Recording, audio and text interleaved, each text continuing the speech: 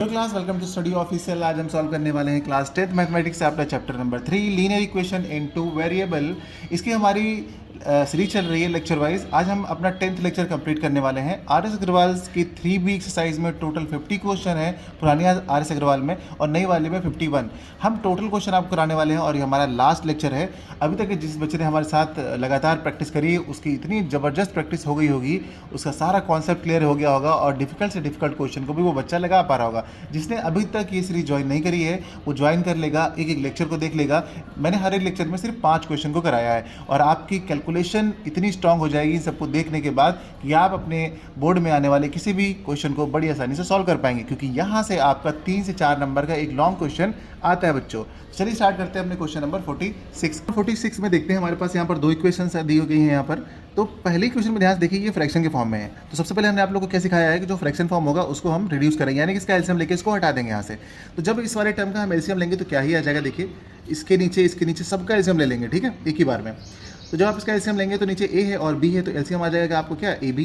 तो यहाँ पर लिख लेते हैं ए बी एलसीएम आ गया, और एक लंबी सी लाइन हम लोगों को खींचनी पड़ेगी क्योंकि इसके ऊपर सारे ये टर्म्स आ जाएंगे। तो जब इसका एलसीएम लेंगे यहाँ पर इन दोनों के साथ, तो ये वाला इस ए से कट जाएगा और बी से मल्टीप्लाई हो जाएगा। तो यहाँ पे हो जाएगा आपका बी स्क्वायर एक्स। जब इसमें मल्टीप्लाई हो जाएगा तो ये आ जाएगा आपका ए स्क्वायर वाई। और जब यहाँ पे देखेंगे आप तो इस वाले में आपका ए भी मल्टीप्लाई होगा और बी भी मल्टीप्लाई हो जाएगा, यानी कि ये हो जाएगा आपका ए स्क्वायर बी।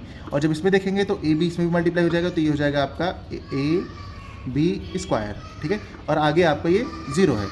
अब जो डिनोमिनेटर में उसको ऊपर भेज देंगे, यहाँ पे 0 से मल्टीप्लाई हो जाएगा, वो 0 हो जाएगा। तो यहाँ पे इसको हम लिख लेते हैं B square X minus A square Y plus A square B plus A B square is equals to 0। ये ए बी 0 से मल्टीप्लाई हो जाएगा तो ये भी 0 हो जाएगा, ठीक है। इतनी बात आप समझ गए होंगे। अब यहाँ पर हम देखते हैं कि हम यहाँ पे क्या करना चाहिए हम लोगों को। अब बस इस इक्वेशन को आप ऐसा करिए, इक्वेशन फर्स्ट का नेम दे दीजिए, ठीक है, और इस इक्वेशन को आप सेकंड का नेम दे दीजिए। इतनी बात समझ में आई। अब ध्यान से देखिए इक्वेशन सेकंड को, क्या ये फर्स्ट जैसी लग रही है। यहाँ पर देखिए किसी एक वेरिएबल को सेम करना होता है। यहाँ पर वाई के पहले ए स्क्वायर है, यहाँ पर वाई के पहले ए है। अगर ये भी ए स्क्वायर हो जाए तो ये दोनों हमारे आगे चल के कट सकते हैं, है कि नहीं। तो हम ऐसा करते हैं कि इस इक्वेशन सेकंड को ए से मल्टीप्लाई कर देते हैं। इसलिए मल्टीप्लाई कर देते हैं ताकि ये भी एकदम सेम हो जाएगा। तो इक्वेशन 2 को मल्टीप्लाई कर देंगे ए से, पूरी इक्वेशन को मल्टीप्लाई करेंगे ए से, ठीक है। तो कर दीजिए पूरी इक्वेशन को मल्टीप्लाई। तो यहाँ पर क्या हो जाएगा, देखिए यहाँ पे हो जाएगा ए बी एक्स, ठीक है। यहाँ पे क्या हो जाएगा, माइनस का ए स्क्वायर वाई। यहाँ पर क्या हो जाएगा, प्लस 2 ए से मल्टीप्लाई कर रहे हैं ना, तो यहाँ हो जाएगा ए स्क्वायर बी, और आगे आपका 0 जैसा है वैसे ही रहेगा। इस इक्वेशन को आप नाम दे दीजिए इक्वेशन 3। अब आपके पास न्यू इक्वेशन मिल चुकी है, देखिए यहाँ पर 3। अब 3 और 1 को ध्यान से देखिए, यहाँ पर ए स्क्वायर वाई दोनों सेम हो चुके हैं, लेकिन दोनों का साइन यहाँ पर सेम है। साइन सेम होने की वजह से हम क्या करेंगे, इक्वेशंस को सब्ट्रैक्ट करेंगे। चाहे हम 3 में से 1 को माइनस कर लें या फिर 1 में से 3 को माइनस कर लें, चाहे जिस इक्वेशन को माइनस करें कोई फर्क नहीं पड़ने वाला है। 1 में से 3 को माइनस कर लेते हैं, ठीक है। तो क्या लिखेंगे हम यहाँ पे लिख लेंगे इक्वेशन 1 माइनस इक्वेशन 3, ठीक है। जैसे बोलना है वैसे ही आपको लिख भी लेना है, ओके। अब इसके बाद आप क्या करेंगे, इक्वेशन 1 है पहले है, तो इक्वेशन 1 को पहले नोट कर लीजिए। नोट कर लेते चलिए, B square X minus A square Y plus A square B plus A B square, और आगे अपना 0। इसके नीचे हम क्या नोट कर लेंगे, इक्वेशन 3 को। तो यहाँ लिख लेंगे हम ए बी एक्स, और फिर ये आएगा अपना ए स्क्वायर वाई, आगे है आपका प्लस 2 ए स्क्वायर बी, और आगे है आपका 0। अब एक लाइन खींचेंगे, ऐसे तो करते हैं ना हम लोग माइनस। अब ध्यान से देखिए, यहाँ पर ही सबसे ज़्यादा इंपॉर्टेंट बात है ना, सबसे ज़्यादा ध्यान देने वाली बात यहीं पर है कि जब हम इसे माइनस कर रहे हैं, इक्वेशन 3 को माइनस कर रहे हैं ना, तो इसके पहले देखिए क्या साइन है, प्लस है ना, तो ये माइनस हो जाएगा।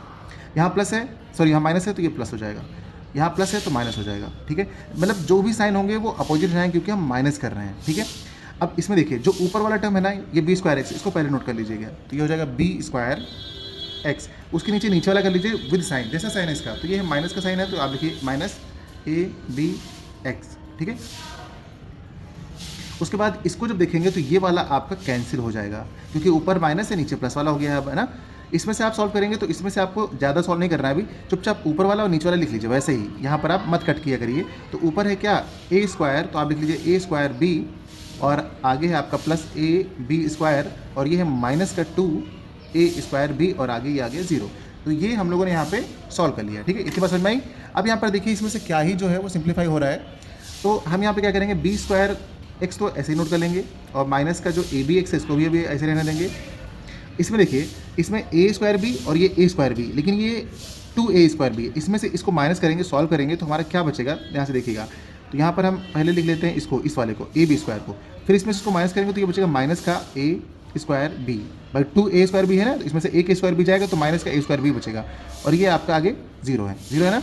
अच्छा ठीक है, अब थोड़ा और नीचे आते हैं। अब यहाँ पर देखिए, इसमें से x कॉमन ले लेते हैं और एक b कॉमन ले लेते हैं, तो यहाँ पर हम b x कॉमन ले लेते हैं, तो इसके अंदर बचेगा हमारा b माइनस a, ठीक है। यहाँ पर हम क्या करेंगे, इन दोनों को हम पीछे भेज दें, तो इक्वल के उधर भेज देंगे तो क्या हो जाएगा, ध्यान से देखिएगा, उधर भेज देंगे तो ये जो माइनस में था ये प्लस में हो जाएगा, यानी कि ये हो जाएगा आपका ए स्क्वायर बी, ठीक है। और ये वाला टर्म था ये माइनस हो जाएगा, तो ये हो जाएगा ए बी स्क्वायर, इतना हो जाएगा, इस तरीके से हो जाएगा, ठीक है। अब यहाँ पर क्या करना है कि कॉमन ले लेना है, इसमें से भी कुछ कॉमन ले लेना है, तो यहाँ पे क्या कॉमन आ रहा है, देखिए ए स्क्वायर है, यहाँ पे बी स्क्वायर, यानी दोनों में से ए बी कॉमन आ रहा है, तो हम ए बी कॉमन ले लेंगे, तो यहाँ पे बचेगा ए माइनस बी बचेगा। और यहाँ पर देखिए क्या है, यहाँ पर आपके सामने दिख रहा है बी माइनस ए, लेकिन इसका अगर माइनस हम बाहर निकाल लें तो ये भी अंदर से ए माइनस बी हो जाएगा, सेम हो जाएगा, अगर माइनस से कॉमन लेंगे तो ये सेम ए माइनस बी हो जाएगा, ठीक है। अब ये जो मल्टीप्लाई है ना, इसे आप यहाँ डिवाइड में भेज दीजिए, यही तो हम आपको सिखाते चले आए ना, तो इसको जब डिवाइड भेजेंगे तो क्या करेंगे, आप यहाँ सिर्फ एक्स छोड़िए, आगे रखिए ए बी, ब्रैकेट में है आपका ए माइनस बी, और डिवाइड में आप इसको भेज देंगे माइनस बी को, और ब्रैकेट में ए माइनस बी को, तो देखेंगे ए माइनस बी कैंसिल हो जाएगा, यहाँ से जो बी है बी भी कट जाएगा, यानी कि आपकी जो वैल्यू आ रही है एक्स की वो आ रही है माइनस ए, तो एक्स की वैल्यू बच्चों हम लोग को मिल चुकी है माइनस ए। अब इस वैल्यू को उठा करके आप चाहे जिस इक्वेशन में भी पुट करें आपका आंसर मिल जाएगा, ठीक है, चाहे जिसमें करें 1 2 3। तो हम यहाँ पे देखेंगे सबसे छोटी कौन सी छोटी है भाई, ये वाली की ये वाली की ये वाली इक्वेशन 2 हमको छोटी लग रही है, तो हम 2 में पुट करेंगे, तो हम लोग लिखेंगे फ्रॉम इक्वेशन 2, और 2 में हम क्या करेंगे, जहाँ पर x होगा ना वहाँ पर माइनस ए पुट करेंगे, क्योंकि वही तो एक की वैल्यू आई है ना, सॉरी x की वैल्यू आई है, तो हम यहाँ पुट कर देंगे, ठीक है। तो ये है b, मल्टीप्लाई लगाइए, x की वैल्यू क्या है माइनस ए, पुट कर दीजिए, आगे माइनस ए वाई है, फिर आगे जैसा है वैसा ही आप नोट कर लीजिए ए बी, और आगे है आपका 0, इसको मल्टीप्लाई करेंगे तो ये आएगा आपका माइनस का ए बी आ गया ना, ठीक है। और ये है आपका क्या, माइनस का ए वाई, और ये है आपका प्लस का 2ab, और आगे है 0।